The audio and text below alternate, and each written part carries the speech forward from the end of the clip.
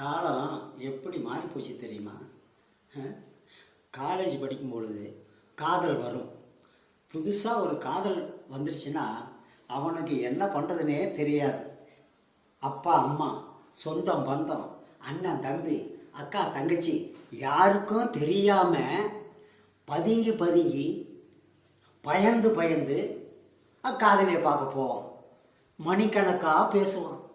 அதுக்கப்புறம் கல்யாணம்னு ஒன்று நடக்கும். குறைஞ்சது ஒரு 6 மாதம், மிஞ்சி போனால் ஒரு 7 மாதம், அவ்வளவுதான். தனி கொடுத்தனும் போயிடுவானுங்க.